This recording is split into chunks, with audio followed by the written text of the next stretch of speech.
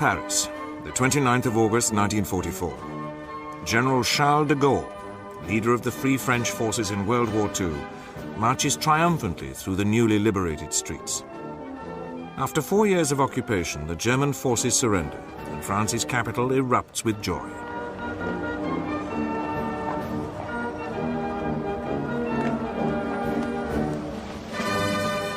Four years earlier, de Gaulle, then a relatively junior officer, had escaped to Britain as France collapsed.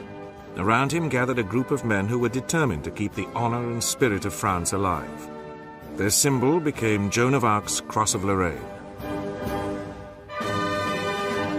And 2 years later, in the Western Desert, the Free French captured the world's imagination by holding out for 2 weeks at Bir Hakeim against Rommel's panzers. They then fought gallantly in all European combat theaters until their country was liberated. The men who had been declared traitors by their own countrymen were finally vindicated when their leader arrived to review a victory parade in Paris. And France took her place again as one of the big four Allied powers.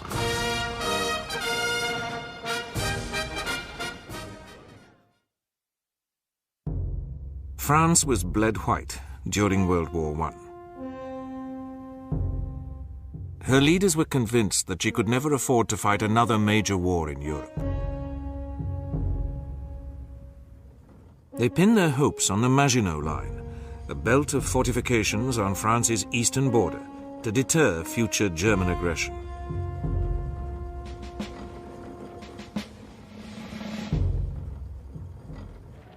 But in September 1939, France found herself mobilizing again for war with Germany. While her armed forces appeared strong enough to repel a second German invasion, France's military planning had been distorted by misplaced faith in the defensive power of the Maginot Line.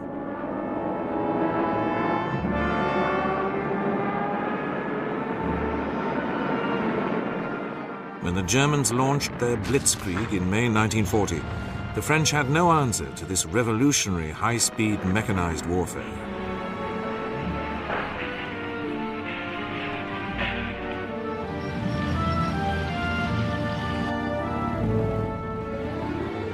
In less than 3 weeks, the Germans trapped the northern French armies, together with the British Expeditionary Force, in the port of Dunkirk. Among those rescued off the beaches and taken back to Britain were some 100,000 French soldiers.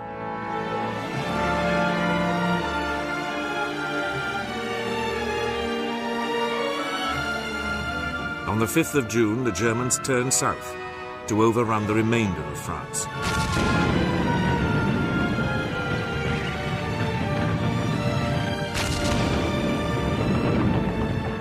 The vast majority of those Frenchmen who had been evacuated to England volunteered to return to their country, but it was too late.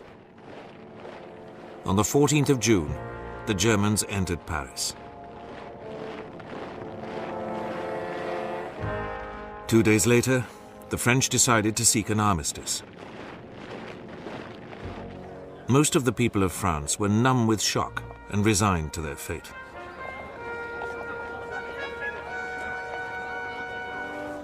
They put their trust in the elderly Philippe Pétain, who had saved France in World War I through his defense of Verdun. Pétain had been made Prime Minister and was certain that only by making peace could he end France's suffering. On the 22nd of June, an armistice was signed with the Germans, symbolically and humiliatingly in the same railway carriage used by the Allies to accept Germany's surrender in 1918. While the Germans occupied northern France and all the west coast, Petain's government was allowed relative autonomy over the remainder of the country. This became known as Vichy France, after the town in which Pétain established his regime.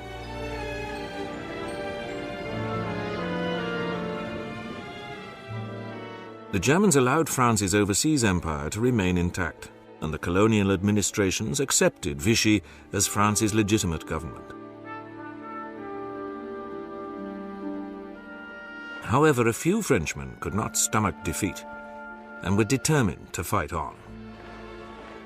I refused the idea that we would stop fighting. We had an empire, we had a navy, we had good planes, we had gold. We had every reason to fight on. On the 16th of June, the day that the French government decided to seek an armistice, a virtually unknown officer, Brigadier General Charles de Gaulle, broadcast from London.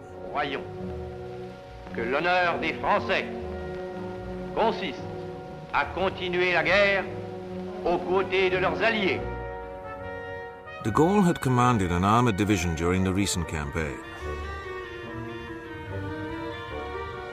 He had then briefly been Deputy Minister of Defence, before being smuggled to Britain by the RAF when he realised that France was facing defeat.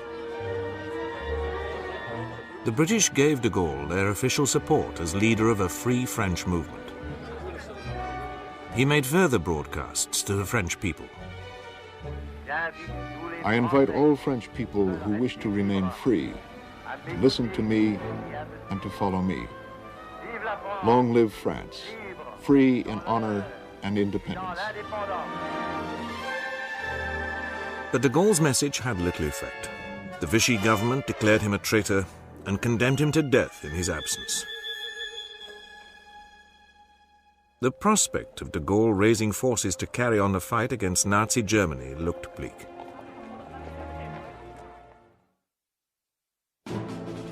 By mid-August 1940, the Free French strength in Britain was a little over 2,000 men. They drew their inspiration from Joan of Arc, the warrior heroine of 15th century France, adopting her symbol, the Cross of Lorraine. We were rebels. The position of a rebel is a very particular one. We were condemned to death. Our families were completely cut off from us. We had no news from them. Our pay was stopped. Vichy made it clear that our families and our children would suffer reprisals. But these threats were ignored by an increasing number of French men and women who rallied to de Gaulle's inspirational leadership.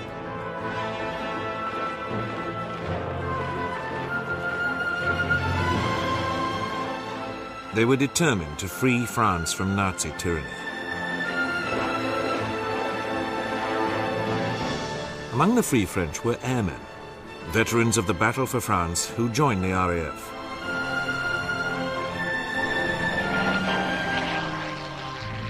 Thirteen French fighter pilots fought with great courage in the Battle of Britain.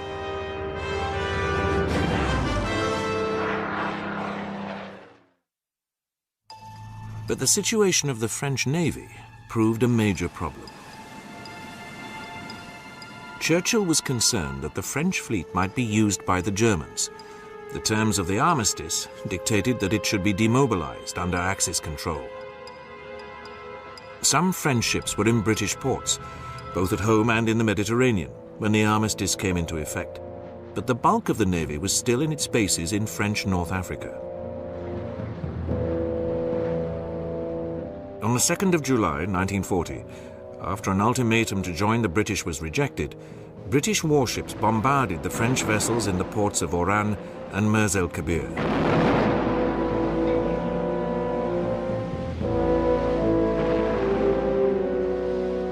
Some 1,300 French sailors were killed by their former ally.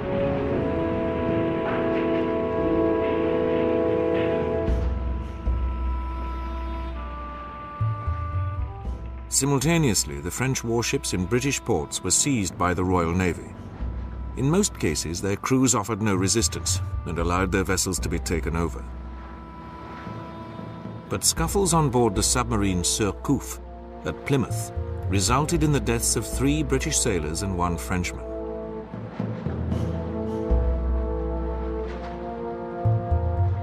In the Mediterranean, a French squadron which had put into the Egyptian port of Alexandria allowed itself to be demilitarized by the British. But the deaths of so many French sailors at the hands of their former ally did little for de Gaulle's cause and increased Vichy French bitterness towards Britain. The first glimmer of hope for the Free French came in the colonies of Equatorial Africa, to which de Gaulle had sent a representative. Captain Philippe de Hautecloque had been wounded during the battle for France, but managed to escape to England. There he took one of his middle names, Leclerc, to minimize the threat of reprisals against his family. Leclerc's first successes were in Chad and French Equatorial Africa, where he persuaded the colonial government to join the Free French. Simultaneously, de Gaulle had gained British support for a joint landing at the West African port of Dakar, in the hope that it could be won over to the Allied side. De Gaulle accompanied the Allied force, which arrived off Dakar on the 23rd of September. The Vichy authorities not only refused demands to surrender, but opened fire.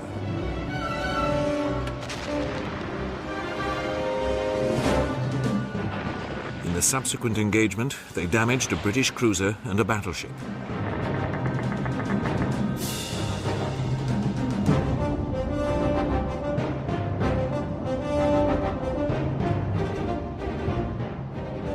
The Anglo-French force withdrew, its tail between its legs. It was a terrible failure, a total failure. The next day, General de Gaulle called us together on his ship, and morale was very, very low. General de Gaulle told us, this is only a temporary setback. The general was right. The following month, he went to the Cameroons to consolidate his hold on the colonies won over by Leclerc.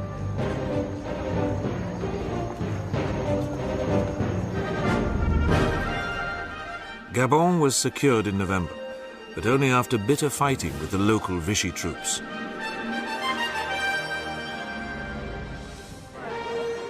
At the end of 1940, the 13th Demi Brigade, the cornerstone of the Free French forces, which had accompanied de Gaulle to Dakar and the Cameroons, set sail to join the British in Egypt.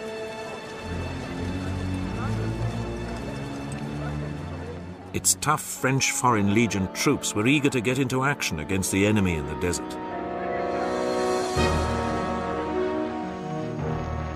Meanwhile, in Chad, Free French units under Colonel Jean Donano began to operate with the British Long-Range Desert Group against the Italian forces in Libya's southernmost province of Fezzan.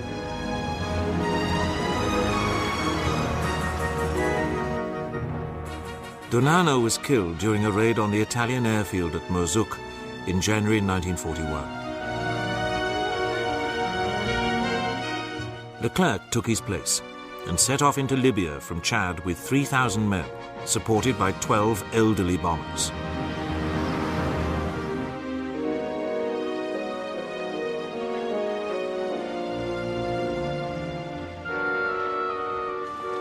On the 1st of March 1941, the Free French captured the Kufra oasis.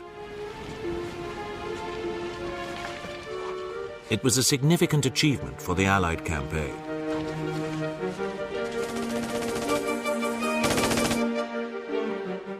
The Long-Range Desert Group could now use Kufra as a forward base, and Leclerc cooperated with it on a number of raids on Italian outposts. While Leclerc's men were making their mark in the desert, the 13th Demi Brigade had reached Egypt. Reinforced with a battalion from Chad, this now formed the Brigade d'Orient and fought alongside the British to capture the Italian colony of Eritrea. The climax of the French campaign was spearheading the capture of the important Red Sea port of Massawa.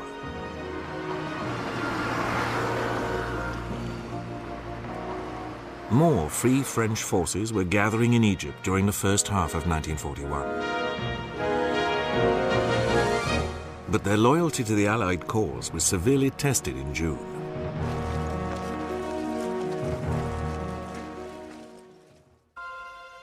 Syria had remained under Vichy French control, and the British had initially left it alone.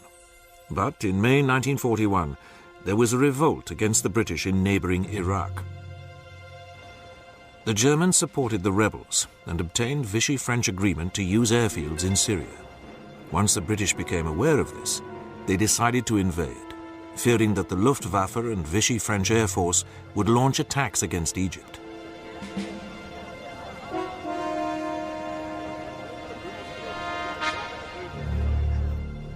The Allied force included 6 Free French battalions and an artillery battery, together with a few tanks. They attacked on the 8th of June, but soon faced bitter resistance.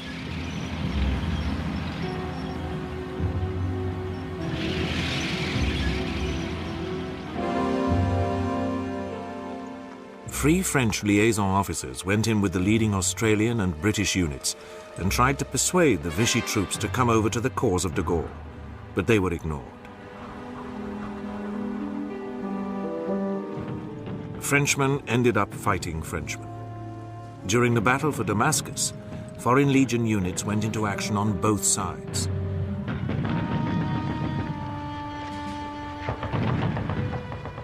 It took 6 weeks to achieve victory and bring General Dentz, the Vichy Governor-General, to the armistice table.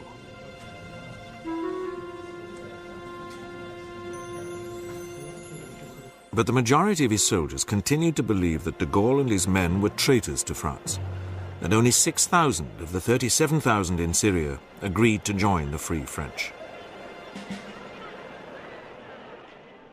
The rest were repatriated to Vichy France, where they were welcomed as heroes.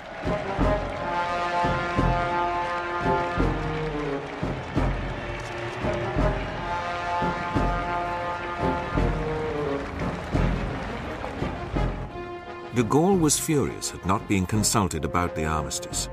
He resented the repatriation and, even more, the fact that the British, rather than the Free French, would now oversee Syria.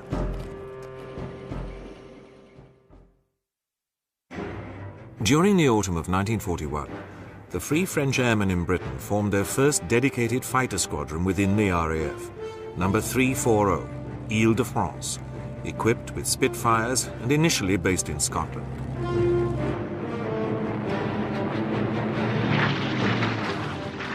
At the same time, the airmen who had flown in support of Leclerc in the deep south of the Libyan desert became the Lorraine Squadron. Equipped with Blenheim bombers, this joined the RAF's Desert Air Force and began to fly operations in support of the British 8th Army.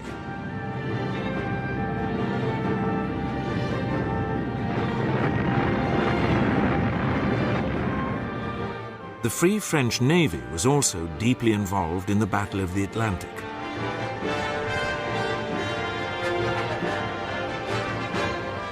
Its ships escorted convoys and battled against the U-boat menace. The corvette Acony achieved the almost unique feat of sinking 2 U-boats in one day on the 11th of March 1943. She rammed the first one, which had already been damaged, and forced a second to the surface, ramming it as well.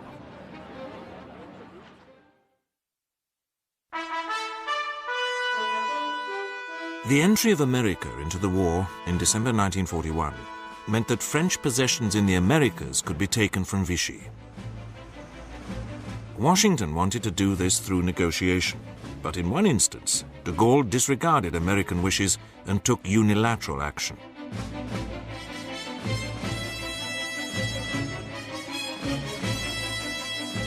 This was over the tiny islands of Saint-Pierre et Miquelon off Newfoundland. De Gaulle ordered Admiral Émile Muselier, the commander of a Free French naval task force in the Canadian port of Halifax, to seize them. Ignoring US and Canadian opposition, Muselier's force, led by the submarine Surcouf, made an unopposed landing on the 24th of December 1941.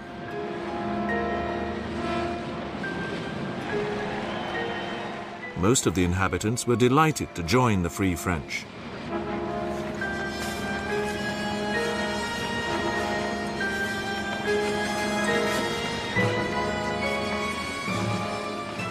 De Gaulle's unilateral action over the islands outraged the American and Canadian governments, But for the time being, this mattered little.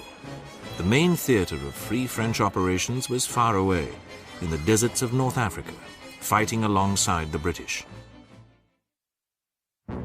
By the end of 1941, the Free French ground forces in the Middle East had been reorganized into 2 brigades and placed under the British 8th Army. A small contingent also joined the newly formed Special Air Service and soon distinguished itself in raids on Axis airfields. General Marie-Pierre Koenig's 1st Free French Brigade became the first French ground unit to engage the Germans in battle since the disastrous summer of 1940. Koenig was a tough, no-nonsense soldier, and the bulk of his force was from the Foreign Legion. By spring 1942, the British were holding a defensive line running south from Gazala in eastern Libya and preparing to mount another offensive against Rommel and his Axis forces. The defences consisted of a number of fortified boxes. The southernmost, based at Bir Hakeim, was held by the Free French. This was protected by extensive minefields and barbed wire. The garrison was also well equipped with field and anti-tank guns. But like the other boxes in the Gazala line, it had a major weakness. The box to its north was too far away to support Bir Hakeim with artillery. General Koenig and his men were effectively isolated, with an open desert flank stretching away to their south. Soon they faced a crisis, because Erwin Rommel, the Axis commander, got his attack in first. On the night of the 26th of May, he sent his panzers round the south of the Gazala line.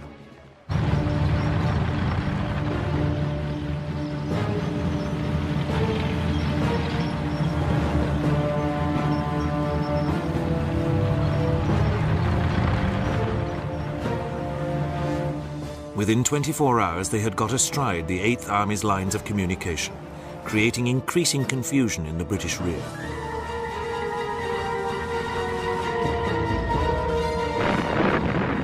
Bir Hakeim was totally cut off.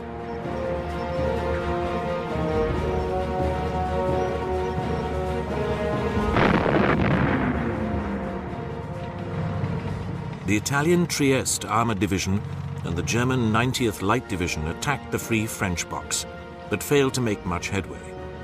Rommel was forced to send back his crack 15th Panzer Division to help them. The odds did not look good. But the Free French were well dug in and determined to hold on for as long as their ammunition and supplies held out. The Axis armour was allowed to approach to point-blank range before being engaged.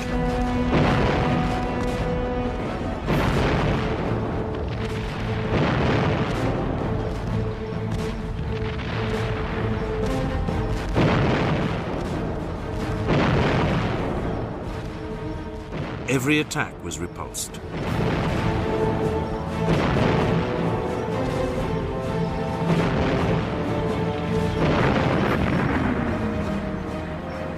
Eventually, after 2 weeks, with ammunition and food growing desperately short, Koenig was given permission to break out.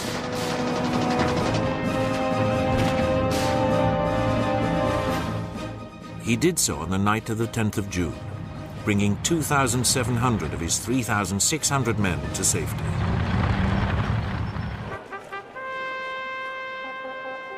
Any doubts about the courage and determination of the Free French had been totally dispelled. They had proved themselves true gladiators.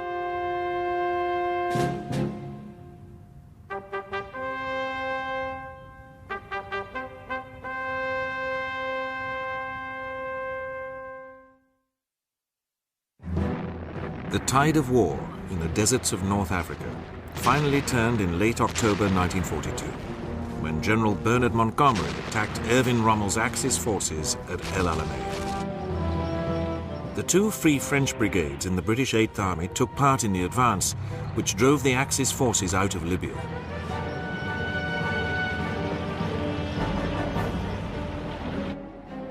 As they did so, General Leclerc's force of 3,000 men, which had been operating in southern Libya for nearly 2 years, began to move north.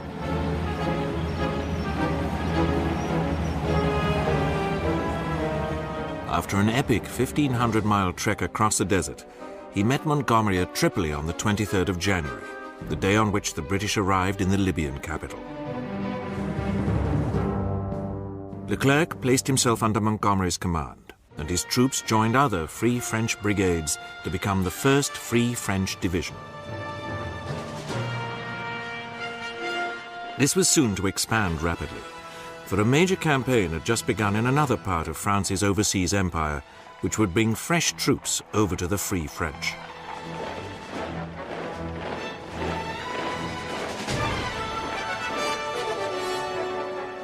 After much debate, the British and Americans had agreed that their first major joint operation would be to land in Morocco and Algeria. The aim was to clear the Axis forces out of North Africa by threatening Rommel from the rear.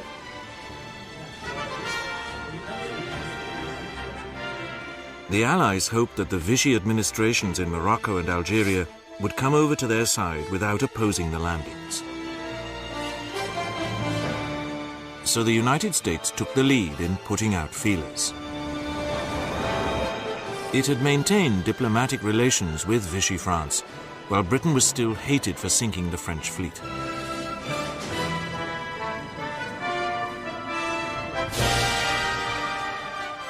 The task was given to General Mark Clark, the Deputy Allied Commander for Operation Torch.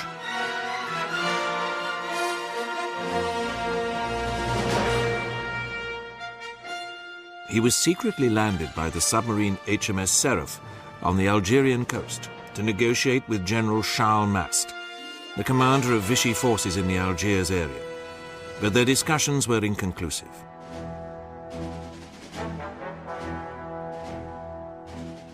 President Roosevelt had decided that de Gaulle's increasingly abrasive behavior made him an unsuitable figure to rally the French North African territories. Instead, he chose General Henri Giraud, who had escaped from German captivity in April 1942 and taken refuge in Vichy France. At a secret rendezvous, HMS Seraph picked up Giraud and brought him back to Gibraltar.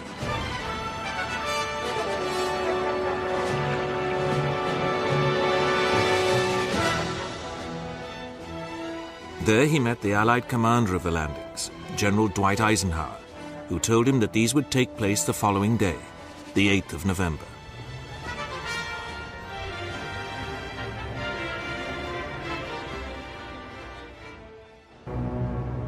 The Allies landed near Casablanca in Morocco and at the ports of Oran and Algiers in Algeria. At first, the Vichy French resisted fiercely, especially in Algiers.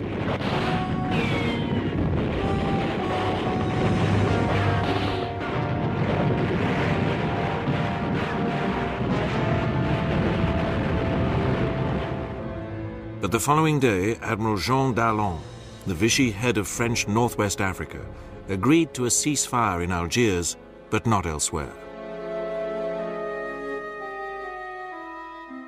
So, fighting continued for 2 more days before Morocco and Algeria were secured.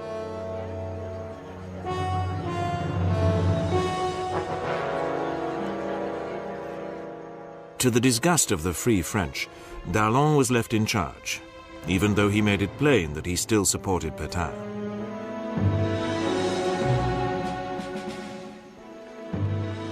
He also arrested the Free French supporters who had tried to capture him as the Allies landed.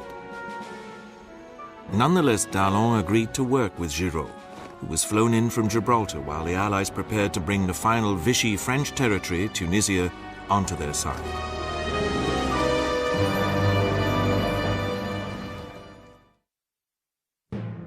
But they were now faced by large numbers of Axis troops which had been flown into Tunisia.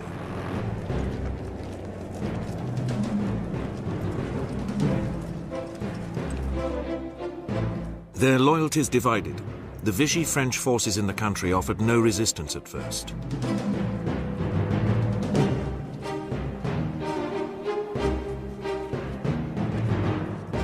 But as the Allies began to advance into Tunisia, troops under General Alphonse Juin joined them and were put under First Army Command as the 19th French Corps.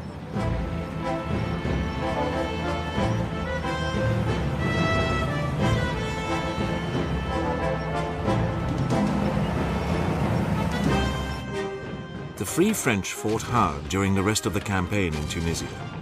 Leclerc's troops in particular played a leading role in Montgomery's assault on the formidable Mareth Line defences in March 1943. While the military strength of the Free French was being built up, the political situation had changed dramatically. D'Ailon was assassinated by a young royalist on Christmas Day 1942.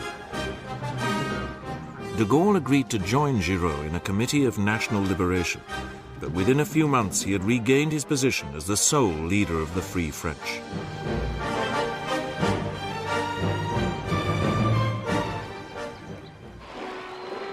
When the Tunisian campaign ended in May 1943, the Allies held a victory parade in Tunis. A large contingent of the French corps took part, proof that France was beginning to regain her pride.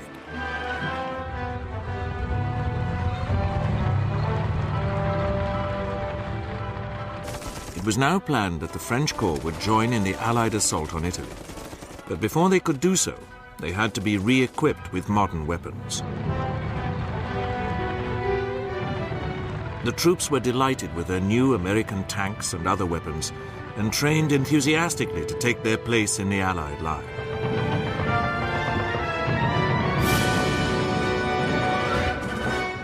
At last, the Free French were becoming a force to be reckoned with.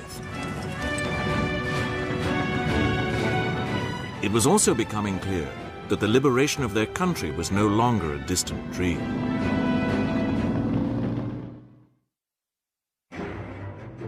But well before the Free French forces based in North Africa set foot in Europe, a French unit was already fighting there. This was the Normandy Aviation Regiment, which was fighting with the Russians on the Eastern Front. De Gaulle was determined to give active support to the Soviet Union, and after lengthy negotiations with the British and Russian governments, an Air Force unit was sent via Persia and Baku.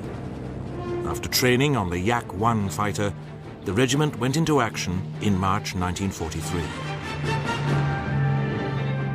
In 1944, the regiment was awarded the title Niemen for its part in supporting the crossing of that river. And by the time it returned to France in June 1945, the Normandy Niemen Regiment had scored 273 victories. While the Normandy Niemen was beginning its two-year campaign, the Free French forces in North Africa were organized into an 80,000-man French Expeditionary Corps under General Alphonse Juin. This deployed to Italy as part of General Mark Clark's U.S. Fifth Army in the autumn of 1943.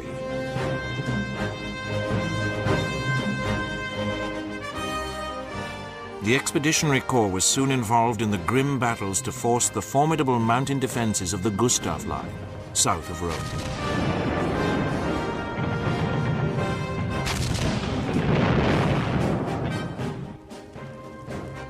The backbone of the Corps were the Goum, irregular mountain gendarmerie units which had traditionally policed the Moroccan countryside. They were tough and ruthless, recruited from peoples who had always used terror as a weapon, but highly respected by their French officers.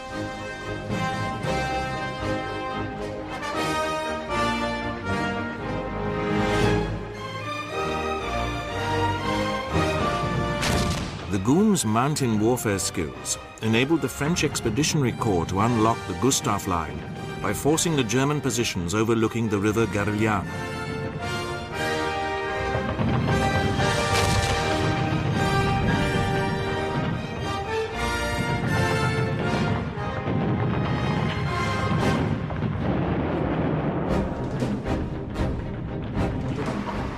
The French then took part in the advance on Rome and the liberation of the Italian capital. But as 1944 began, all free Frenchmen were increasingly concentrating on the ultimate objective, the liberation of France itself.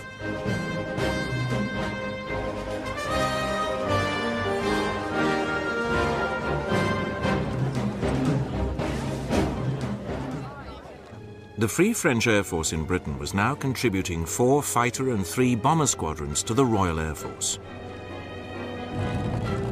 Among its aces was Pierre Clostermann, who had been in Brazil when the war started, but had made his way to Britain and trained as a fighter pilot. Clostermann first flew Spitfires with No. 341 Alsace Squadron. By the end of the war, he was commanding an RAF Tempest Squadron and flying a plane which he called Vieux Charles, an allusion to de Gaulle.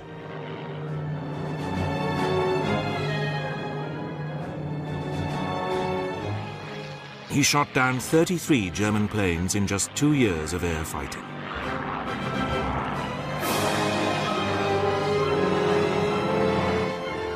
Free French ships were also preparing to support the Normandy landings, their crews well hardened as a result of the long and arduous Battle of the Atlantic.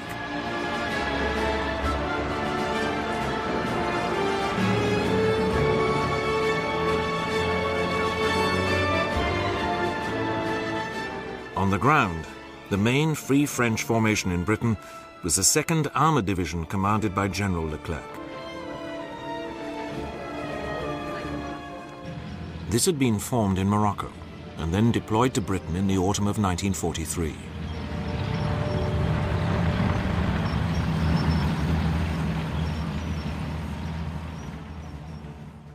Two Free French parachute battalions had been incorporated in the British Special Air Service. All were waiting eagerly for the moment when they could set foot once more on their native land.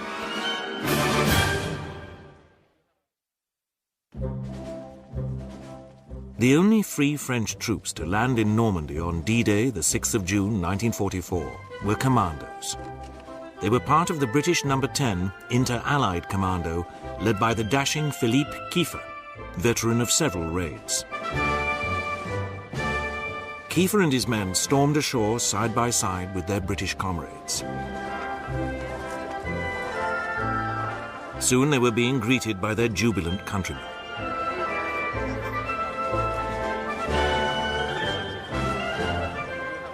Other Free French did drop into France as part of small special forces teams.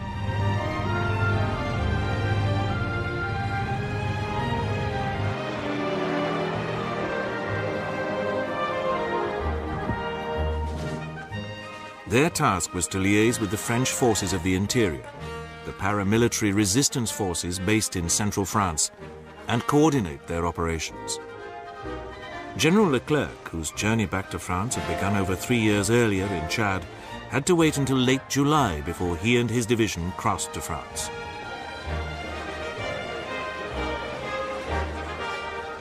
His American allies realized how much it meant to him to set foot on French soil after so long. Leclerc's division joined General George S. Patton's U.S. Third Army, which was poised to break out from Normandy.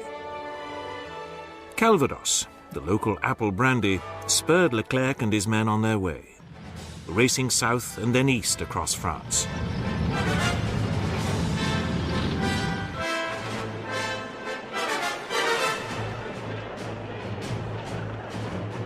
Their ultimate objective was the French capital.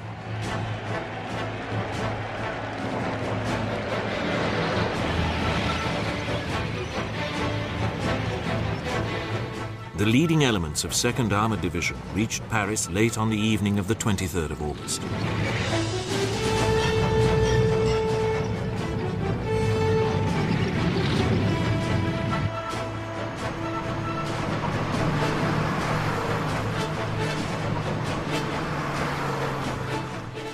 Amid the wild excitement, Leclerc was able to briefly slip away and speak to his father on the telephone for the first time in over 4 years. But then it was back to business.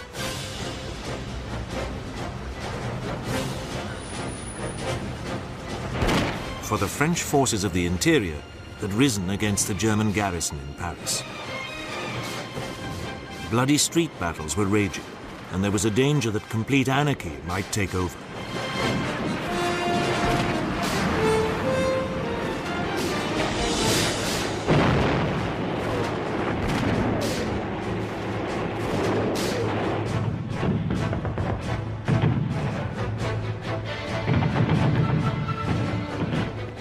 Early on the 24th, as the fighting in the streets continued, Leclerc reached the center of Paris.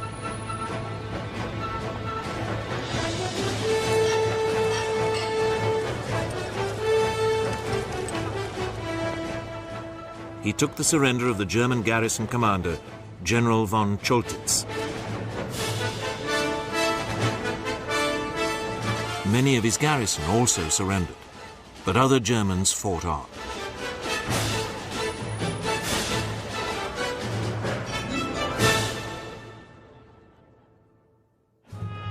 On the following day came the climax of the liberation of Paris. Charles de Gaulle visited the Arc de Triomphe to mark the culmination of his struggle to restore France's honor. His triumphant walk down the Champs-Élysées was punctuated by gun battles with die-hard Nazis.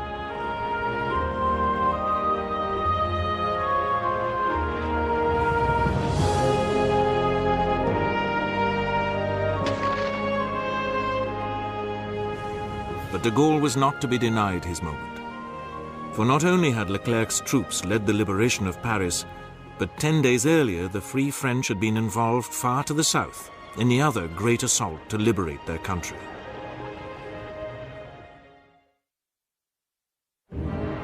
Allied forces had landed in the south of France on the 15th of August. They included Alphonse Juin's French Expeditionary Corps, battle-hardened after its campaign in Italy.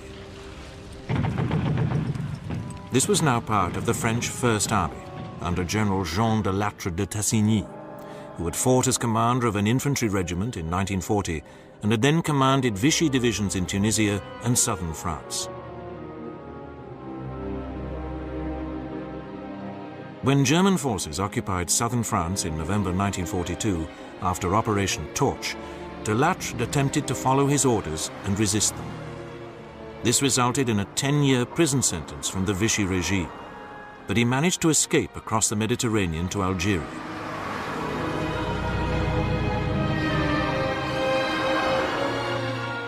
De Lattre's first task was the liberation of the ports of Toulon and Marseille.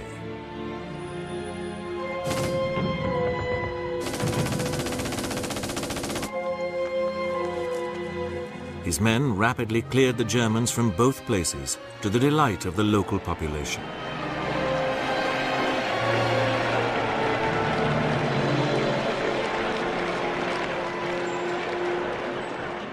After this, de Lattre's army joined the US Sixth Army in the advance up the Rhone Valley. This culminated in the liberation of Lyon on the 3rd of September.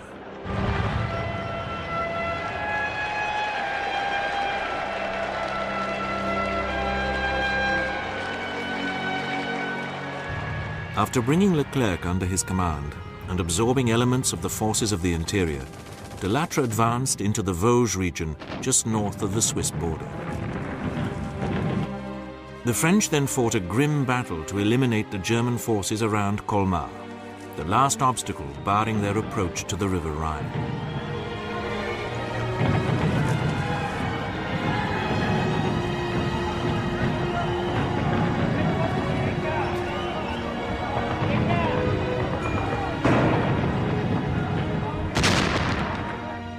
Not until early February 1945 was the way to Germany's last natural obstacle in the West cleared.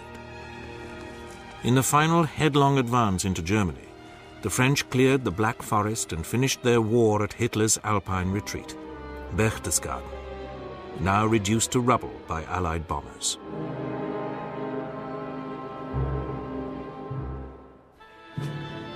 But the crowning moment for the Free French came with the formal German surrenders at Reims and in Berlin.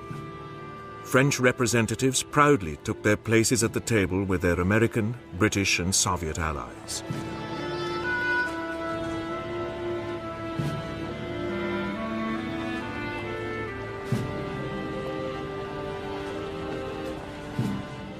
Delattre was a signatory of the Berlin surrender.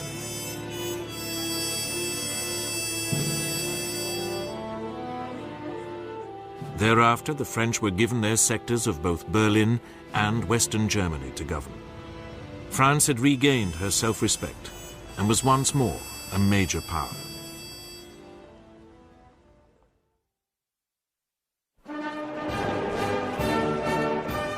None of this would have been possible without the determination and vision of Charles de Gaulle and the few thousand Frenchmen who refused to accept their country's defeat. Their war had taken them from Britain through Central and North Africa, Italy, and Northwest Europe.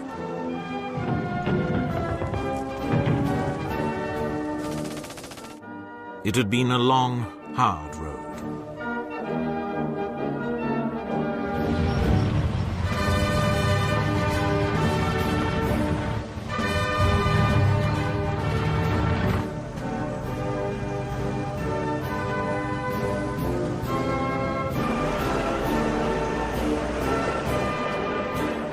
Outcasts from their own land, these gladiators had kept the faith and eventually triumphed.